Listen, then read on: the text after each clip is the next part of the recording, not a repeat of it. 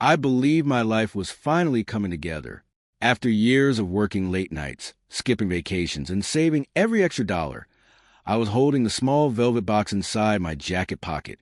Every few minutes, I touched it just to make sure it was still there. Tonight, I was finally going to ask Sophie to marry me. I smiled to myself as I climbed the stairs to our apartment. This is it, I whispered. Everything starts tonight. Before opening the door, I looked at my phone. No new messages from Sophie. That was strange. She usually texted me before I got home. I unlocked the apartment quietly. "Hey, Sophie." I called. No answer. The living room lights were off. I frowned. Maybe she's taking a shower. I placed my bag beside the couch and noticed her phone lying on the coffee table. She never left it behind. The screen suddenly lit up. A message appeared. "Ryan asterisk, I already miss you." I froze. Ryan? My best friend? I stared at the screen. Another message appeared. Ryan asterisk tonight was worth every lie. My heartbeat became painfully loud. No. I reached for the phone before I could stop myself. The screen wasn't locked. Dozens of messages filled the conversation. Photos, hearts, plans, promises. Then I saw the sentence that destroyed everything. "Sophie asterisk, Ethan still thinks I love him." My hand started shaking. I kept scrolling, hoping I had misunderstood. Instead, every message cut deeper. "Ryan asterisk, when are you finally leaving him?" "Sophie asterisk soon. He's kind, but kindness doesn't build a life I want. Asterisk." I couldn't breathe. The engagement ring suddenly felt heavy inside my pocket. I heard laughter coming from our bedroom. Real laughter, not from my imagination. My legs moved without thinking. Every step felt impossible. I pushed the bedroom door open. Time stopped. Ryan sat on the edge of my bed. Sophie stood beside him. Her hand rested on his shoulder. The smile disappeared from both their faces. "Ethan," Sophie whispered. Ryan slowly stood. Neither of them looked surprised enough, almost like they had expected this day. I looked at Ryan. "Tell me I'm dreaming." He stayed silent. I laughed weakly. "Come on." Still nothing. "Say something." Ryan rubbed the back of his neck. "It wasn't supposed to happen like this." I stared at him. "That's your explanation?" He lowered his eyes. "I'm sorry." "No." My voice cracked. "No, you're sorry you got caught." Neither of them answered. I turned towards Sophie. "For years." She looked away. "Look at me." Slowly, she met my eyes. Were any of those 4 years real? She took a deep breath. "I cared about you." "Cared? I did." I pulled the velvet ring box from my pocket. "I was going to ask you to marry me tonight." Her face turned pale. Ryan looked completely stunned. I opened the box. The diamond reflected the bedroom light. I spent months saving for this. Neither of them spoke. I thought we were building a future. Sophie swallowed hard. "Ethan." "No." I closed the box. "You talk now." She folded her arms. "I never wanted to hurt you." "You already did." "You don't understand." "Then explain." She looked directly into my eyes. "I want more from life." "What does that mean?" "It means love isn't enough."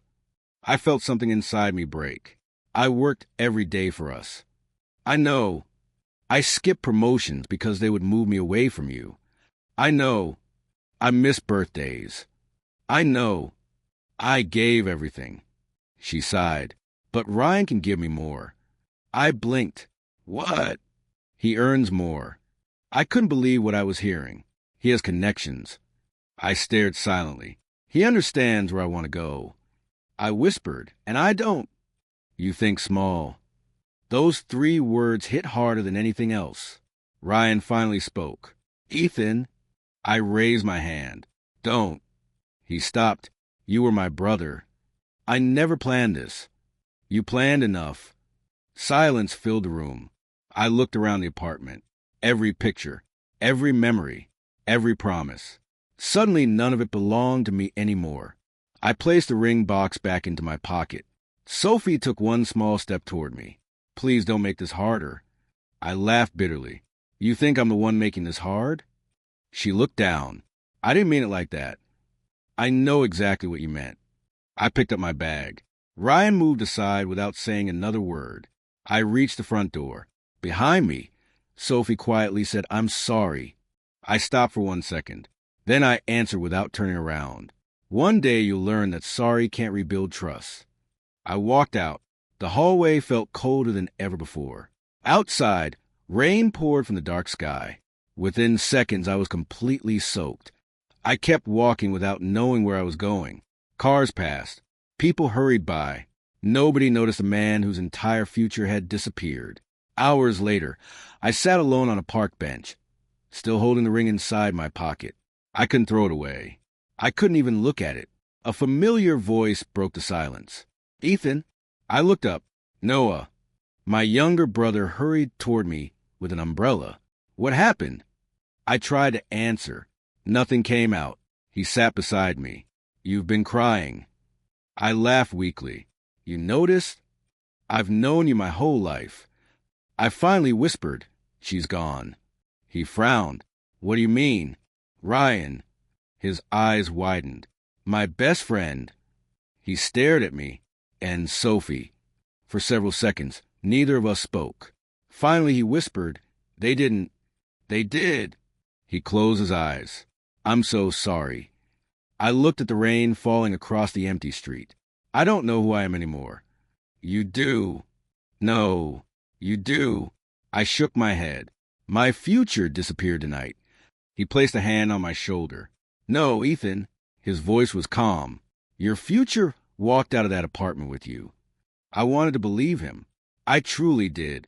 But as I stood and looked back toward the city lights, all I could see was a life I thought I was going to fading into the darkness behind me.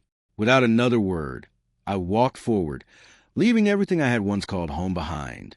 The days after I left the apartment blurred together.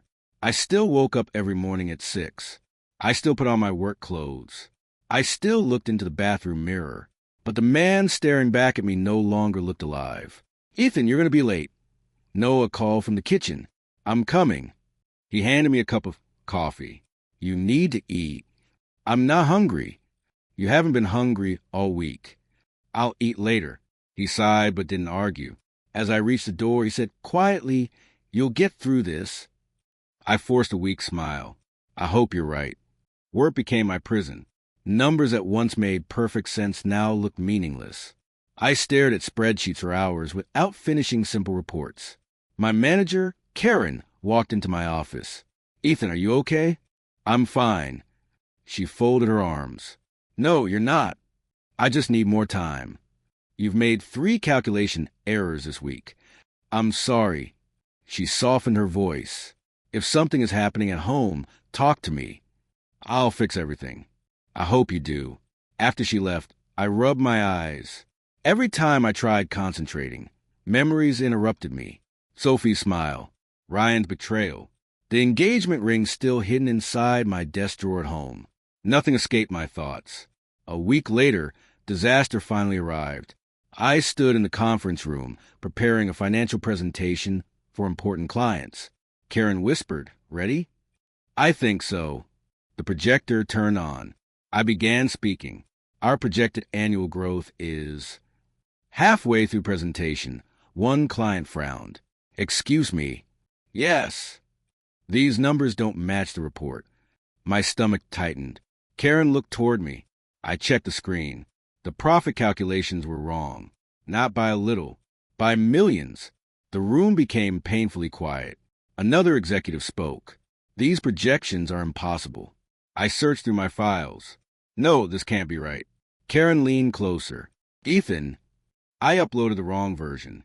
She looked at me sadly. "No." My hands trembled. "I can fix this." The meeting ended 20 minutes early. Nobody looked at me while they left. Karen closed the conference room door. "I'm sorry." "I know.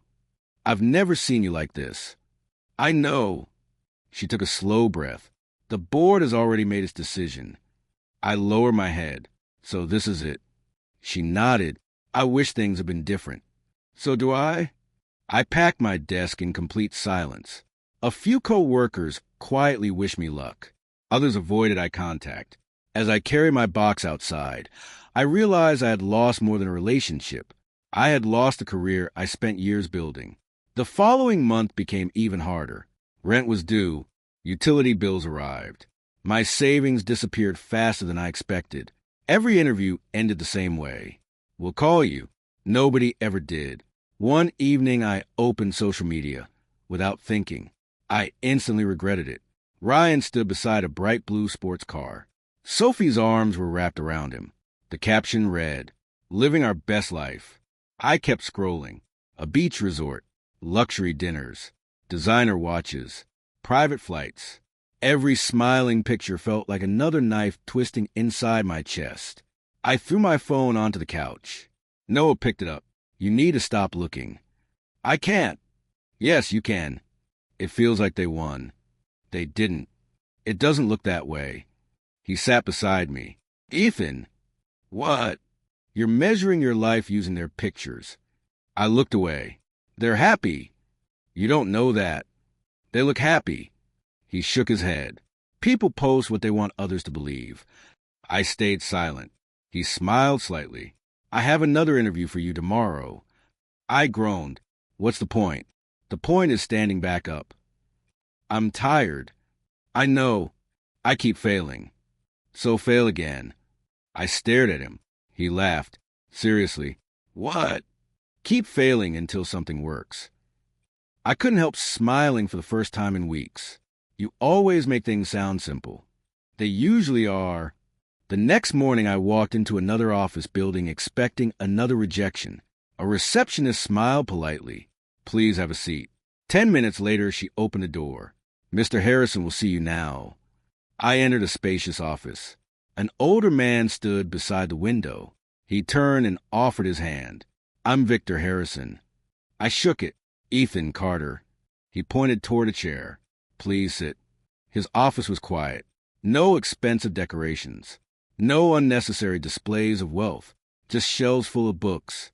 He opened my resume. "You've changed jobs recently." "I lost my last one." "I noticed." He looked directly into my eyes. "Why?" I hesitated. "I made mistakes."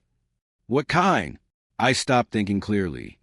"Because my personal life collapsed." He nodded once. "You could have hidden that." "I don't see the point." He closed the resume. "Interesting." He leaned forward. "Tell me something." "I'm listening." "If nobody was watching, would you still do the right thing?" I answered immediately.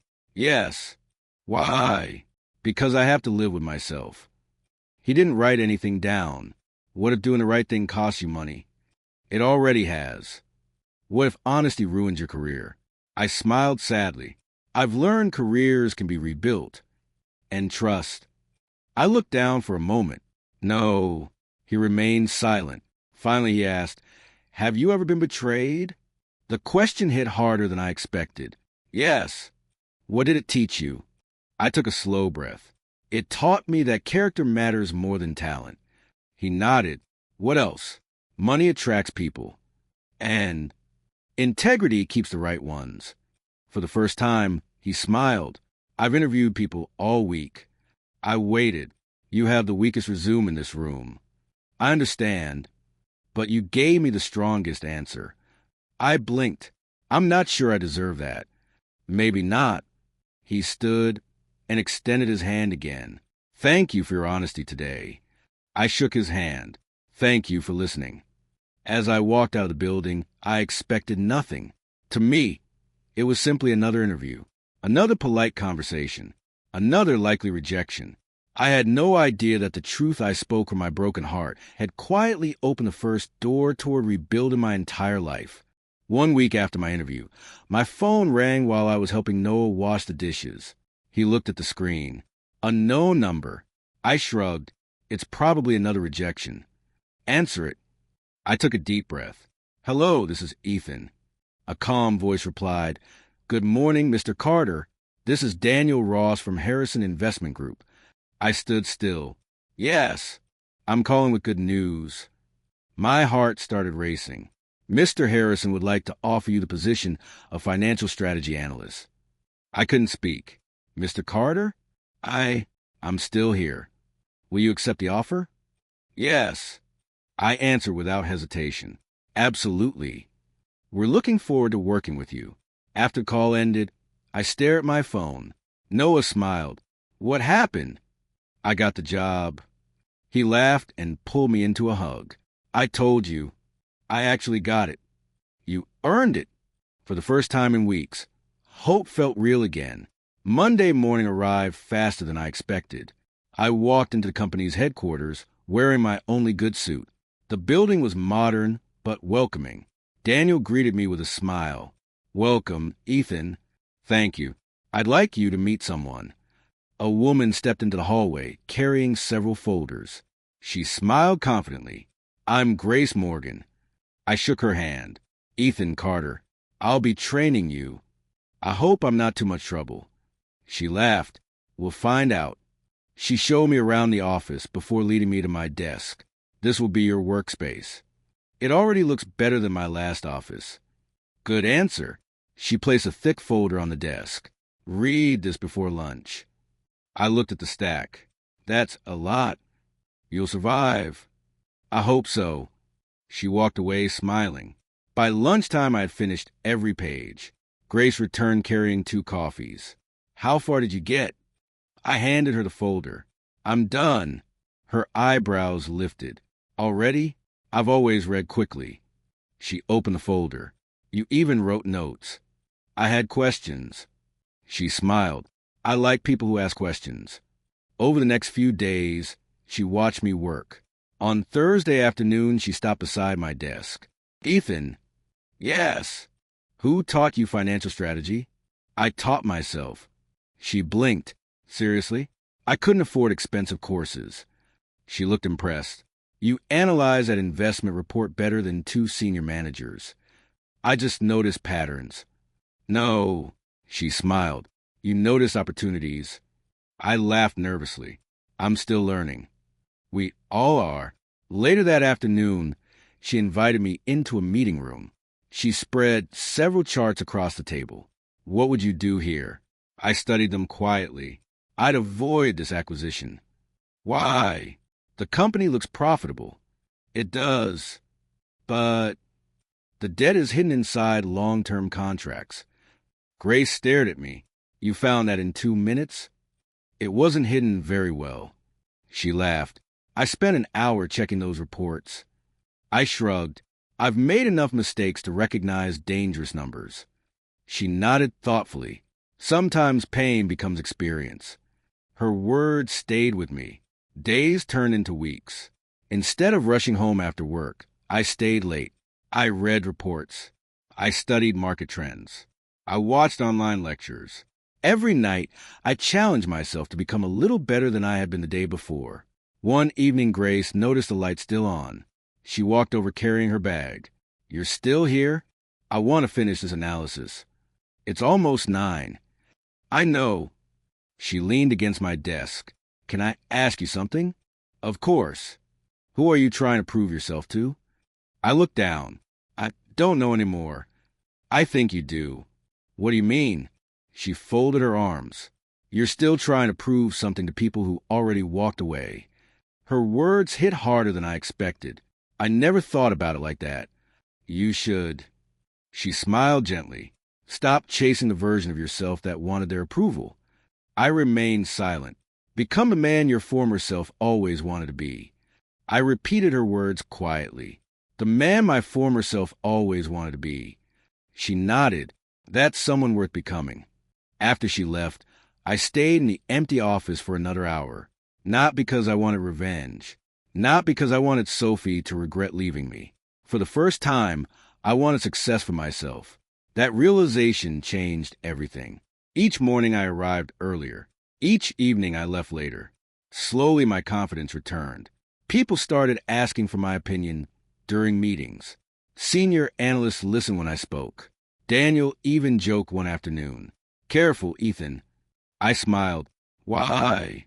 If you keep solving everyone's problems, we'll all look lazy. The office laughed. It felt good to laugh again. I wasn't a broken man, sitting alone in the rain anymore. I was becoming someone stronger. One Friday afternoon, an email appeared on every employee's computer. Mandatory executive meeting. Grace looked toward me. Any idea what's happening? I shook my head. None. Minutes later, the entire department gathered inside the conference hall. Mr. Harrison walked onto the stage. The room became completely silent.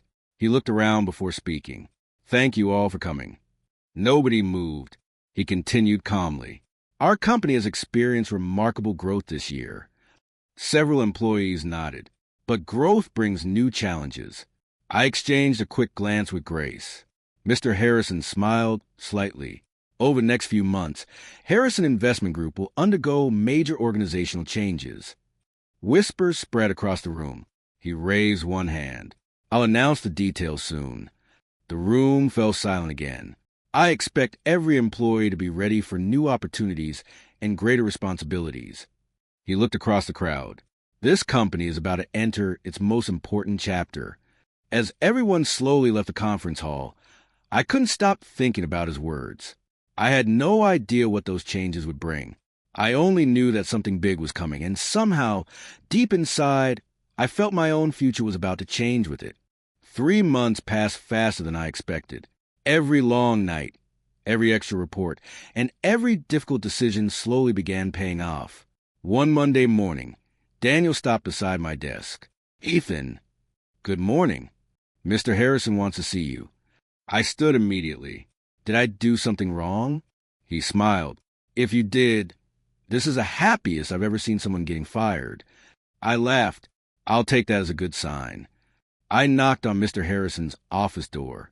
Come in. I stepped inside. You wanted to see me? He closed the file in front of him. Sit down. I obeyed. He folded his hands together. Do you remember the Anderson investment project? Of course. You led that project. I had a great team. You also saved this company several $1 million. I simply noticed problems before they became disasters. He smiled. That's exactly why you're here. I waited quietly. I'm promoting you. For a second, I thought I had misunderstood. Sir, you'll become operations manager for financial strategy. I stared at him. That's a huge responsibility. I know. I've only been here a few months. You've earned it. I don't know what to say. Say yes. I smiled. Yes. He stood and shook my hand. Congratulations, Ethan. Thank you. I didn't promote you because I like you. I understand. I promoted you because you make this company stronger. Those words meant more than he probably realized. When I left his office, Grace was waiting outside. She looked at my face.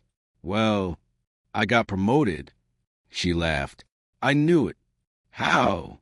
You've been acting nervous all morning. I smiled. I guess I wasn't hiding it very well. She offered her hand. Congratulations, manager. I shook it. Thank you. The next several weeks were busy.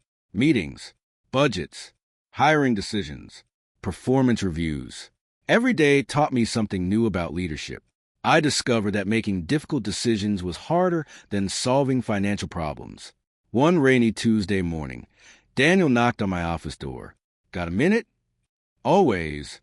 We're bringing in several new employees today. Good. I'd like you to meet one personally. Of course.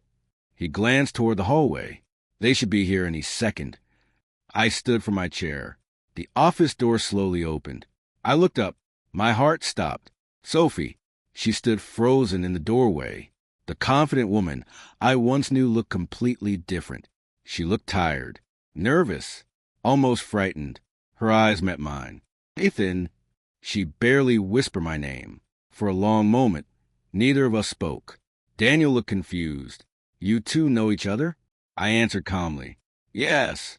Sophie swallowed. We used to. Daniel smiled politely, unaware of the history between us.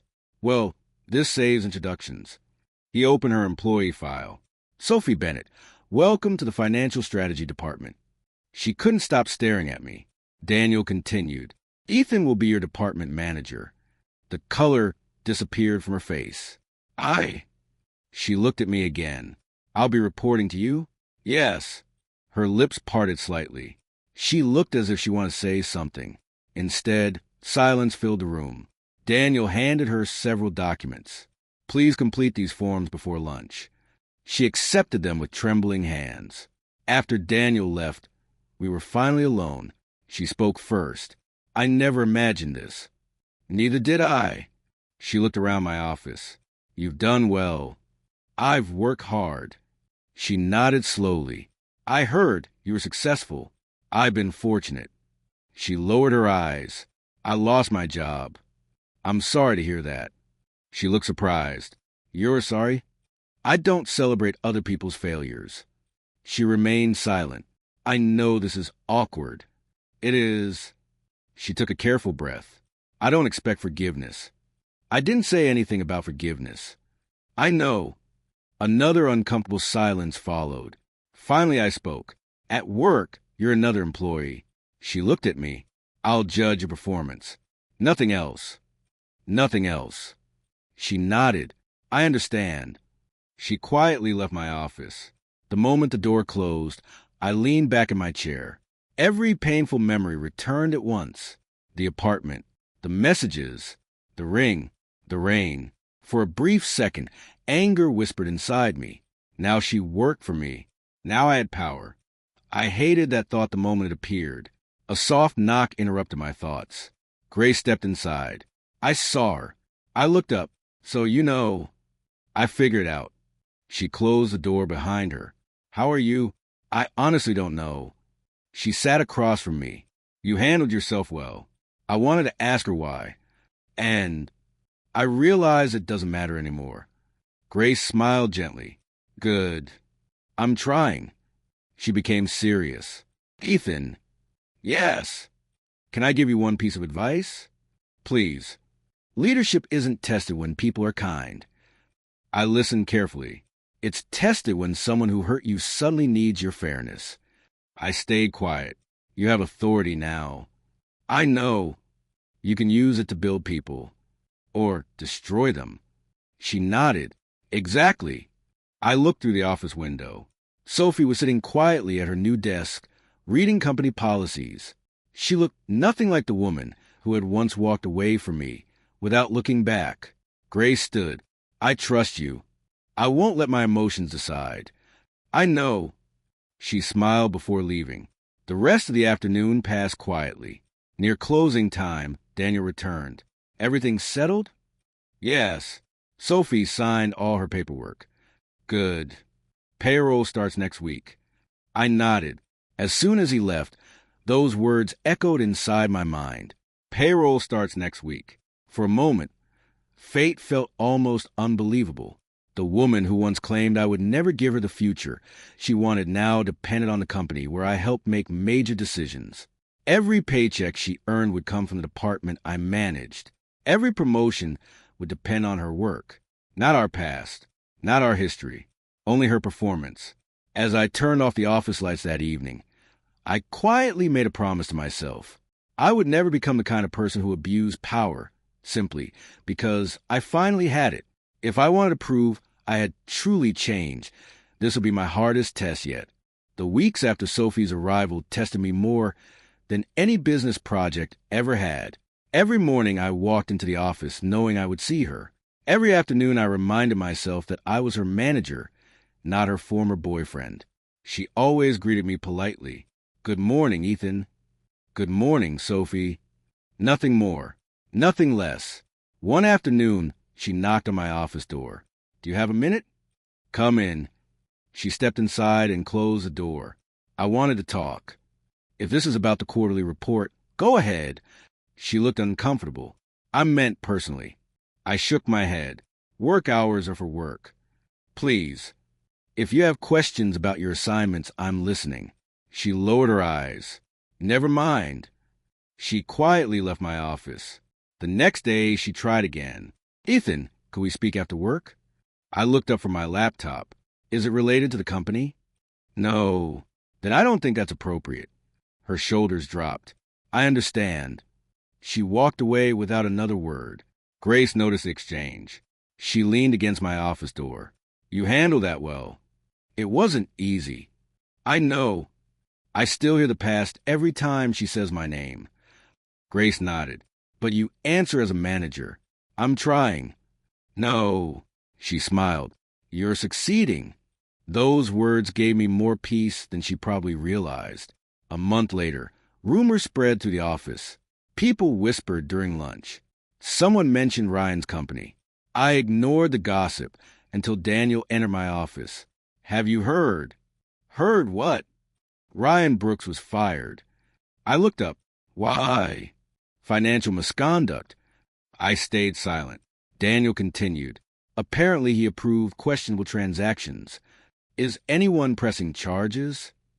The investigation is still ongoing. After he left, I sat quietly. Months earlier, I would have celebrated. Instead, I felt strangely empty. Late that afternoon, I walked past the break room. Sophie was standing near the window, speaking on her phone. Her voice was tense. I already told you I don't have that kind of money. She paused. No, Ryan. Another pause.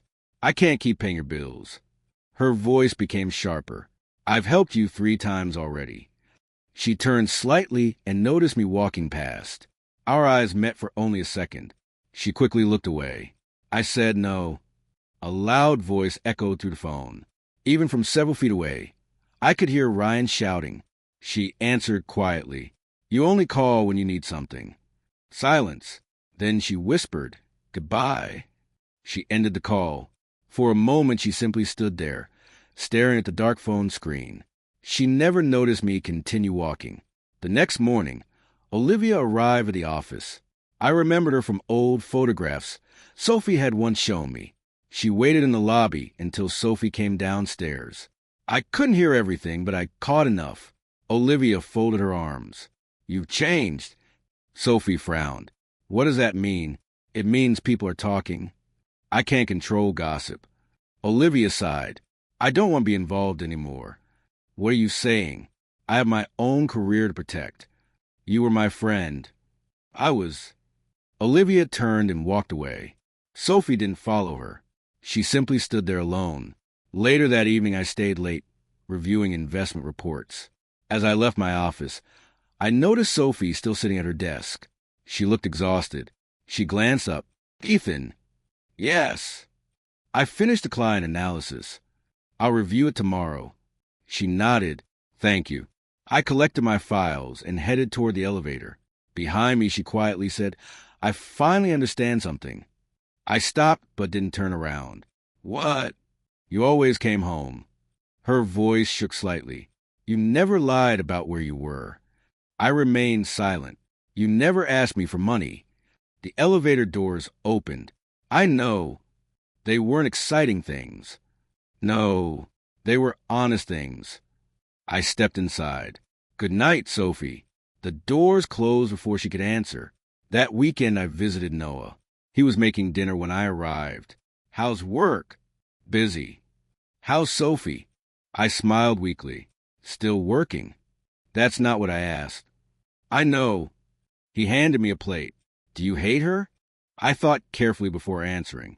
No. Do you love her? I looked at the floor. No. So what do you feel? I took a deep breath. I feel finished. He smiled. That's healthier than revenge. The following Monday, Sophie asked for a personal day. Daniel approved it. The next afternoon, she returned looking emotionally drained.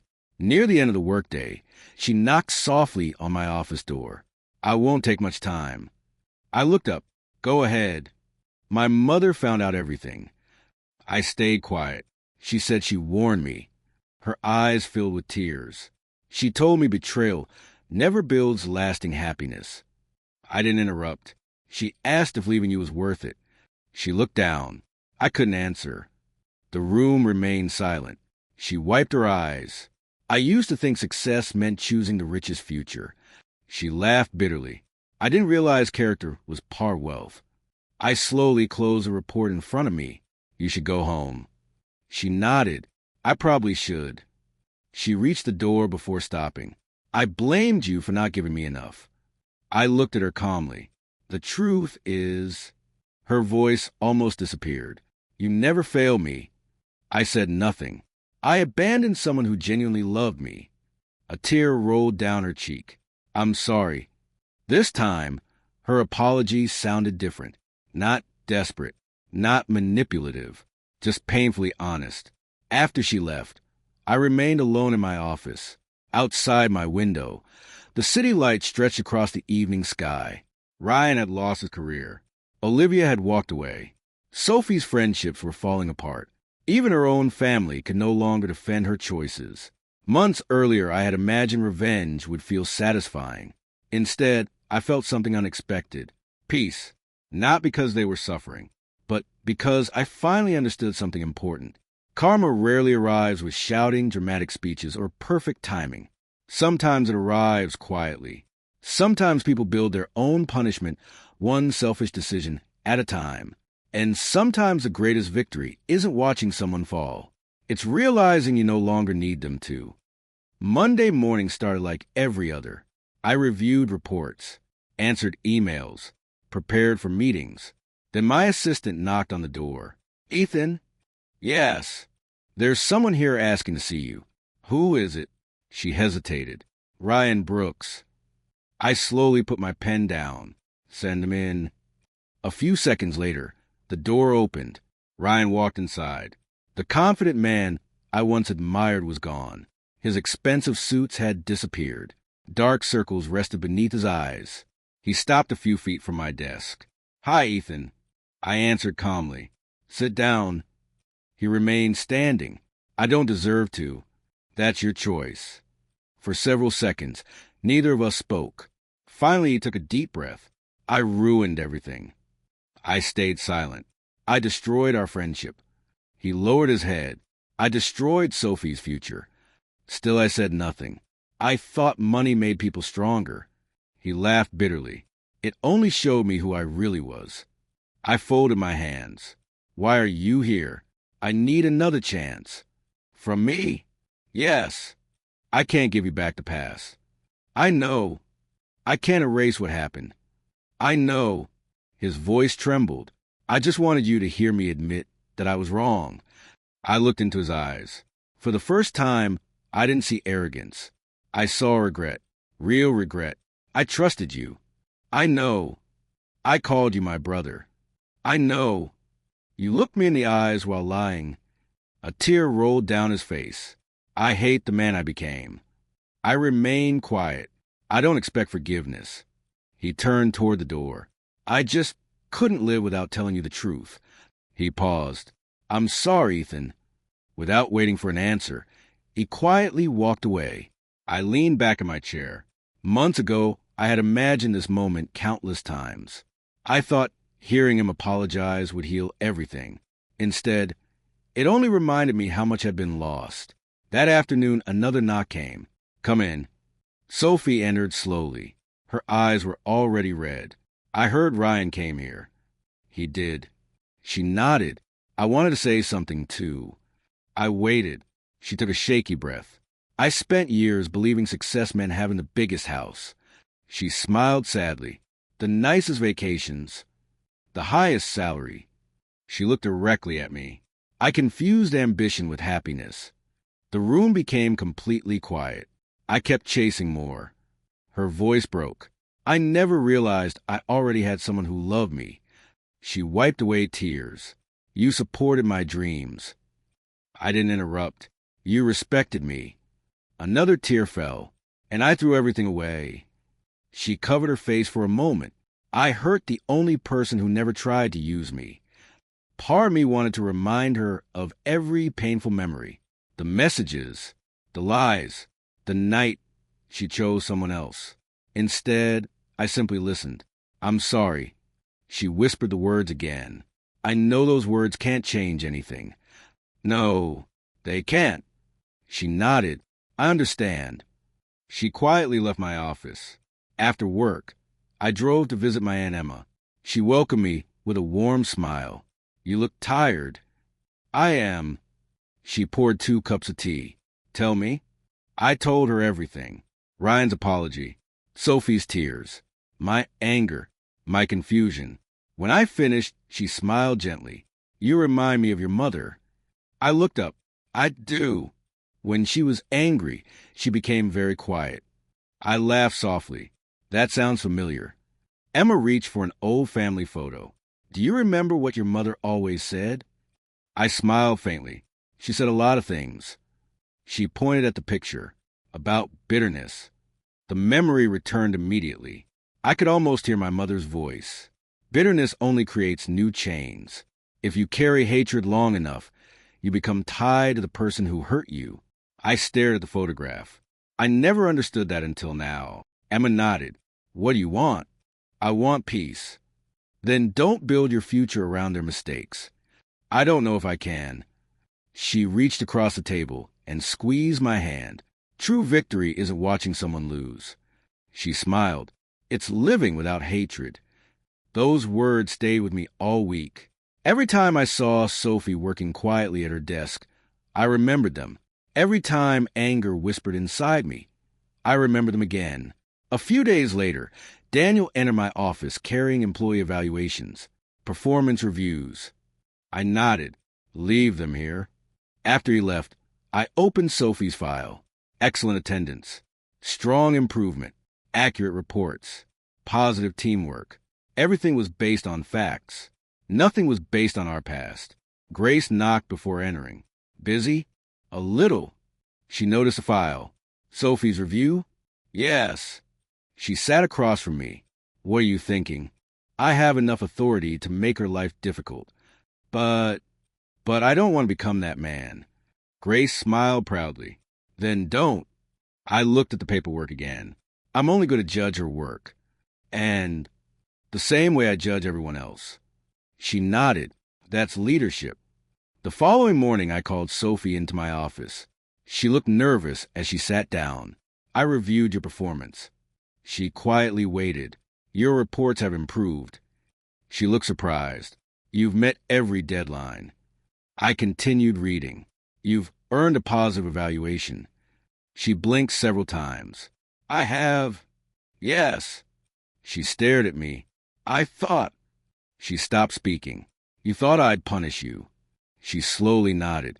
I closed the file. I manage employees. I met her eyes. I don't manage revenge. Tears filled her eyes again. Thank you. I stood. Keep doing good work. She smiled through her tears. I will. As she left my office, I felt something inside me finally become lighter. I hadn't defeated Ryan. I hadn't defeated Sophie. I had defeated the anger that had followed me since the night my world fell apart. And for the first time, that victory truly belonged to me. Nearly a year had passed since I first walked into Harrison Investment Group with nothing except hope. The company had changed. I had changed even more. One Friday morning, every employee received another company-wide email. Executive meeting. Attendance required. Asterisk, asterisk. Grace walked beside me toward the conference hall. You think this is about another expansion? Maybe. She smiled. You always guess the safest answer. I work in finance. She laughed. I should have expected that. The room quickly filled. Mr. Harrison stepped onto the stage. He looked across the crowd with the same calm confidence he always carried. Thank you all for coming. Everyone became silent. I've spent more than 35 years building this company. Several employees nodded. It has been the greatest honor of my life. He paused for a moment. That is why I've decided it's time for a new generation to lead. Whispers spread across the room. I will be retiring at the end of this quarter. The room fell completely silent. Even I had expected those words.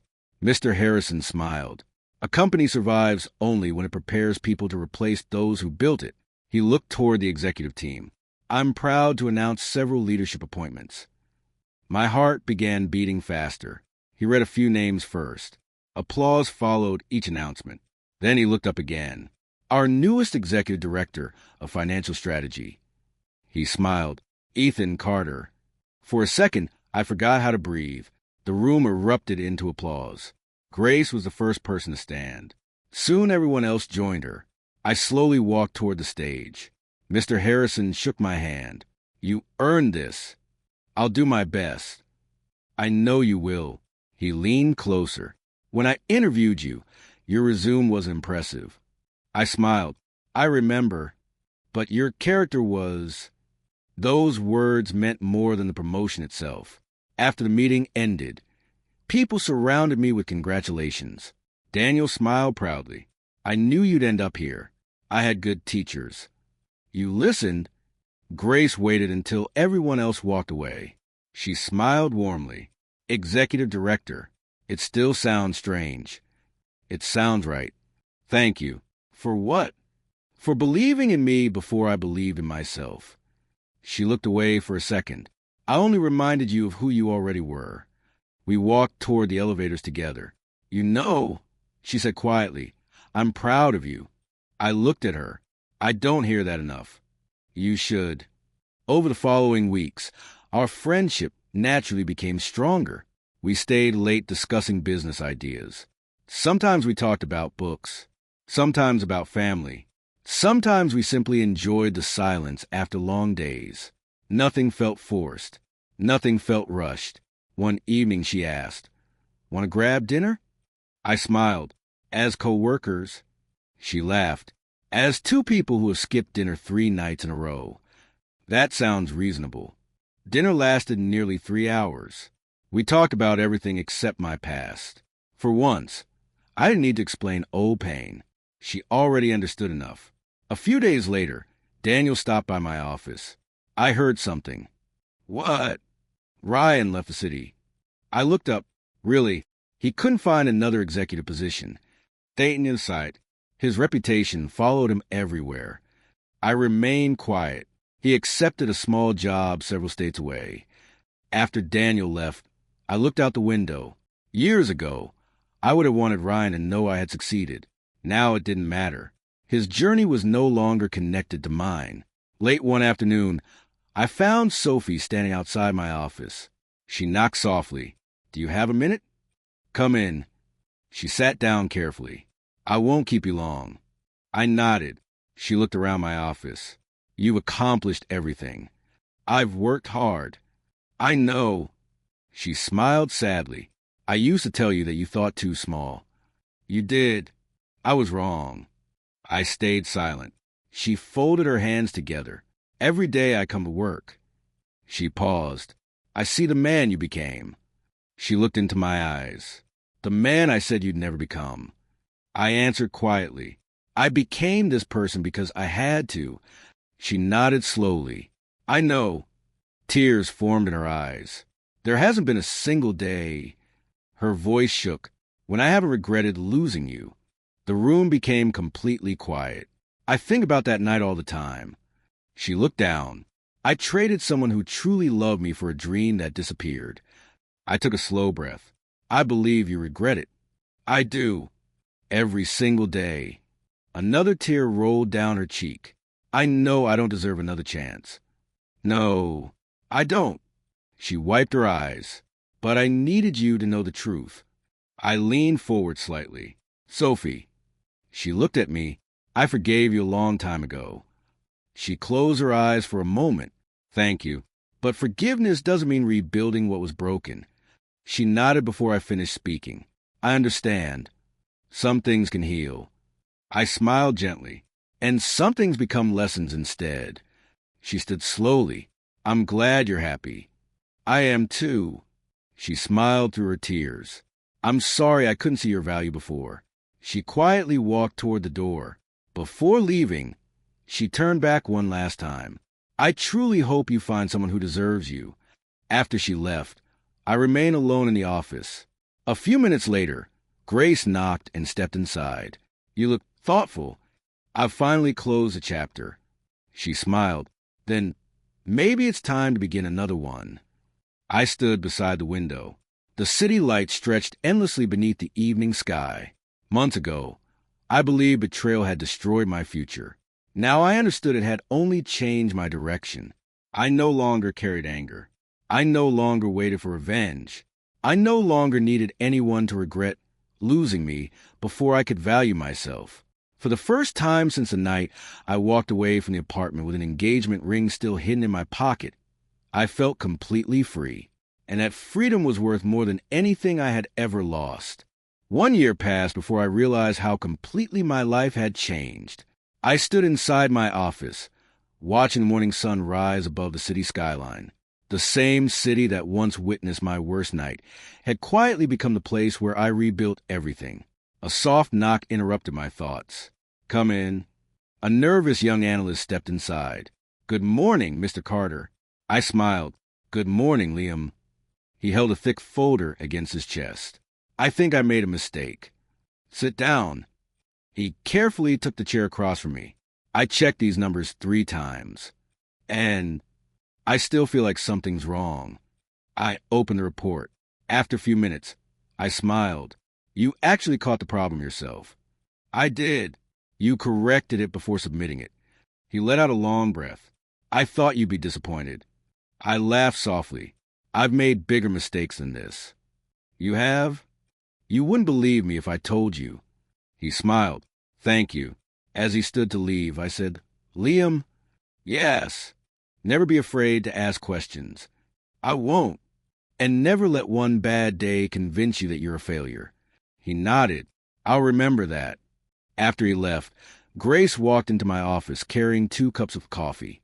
"I see you've adopted another young employee." I accepted the coffee. "They remind me of myself." "Nervous?" "Trying too hard." She smiled. "You become a good mentor." I had good examples. She sat beside the window. The silence between us felt comfortable now. Not awkward, not uncertain, just peaceful. She looked at me. "We've been having dinner together every Friday for months." "We have. And we've never actually talked about us." I smiled. "You're right." She laughed. So. She rolled her eyes playfully. "Are you going to make me ask?" "I was hoping." She shook her head. "Ethan." "Yes." "I like where this is going." "I do too. But I don't want to rush." "I don't either." She reached across the desk and gently held my hand. "I want something built on honesty." "So do I." "No games. No lies. No pretending." I smiled. "I've waited long enough to appreciate something real." She squeezed my hand. "So have I." For the first time in years, beginning a relationship didn't feel frightening. It felt peaceful.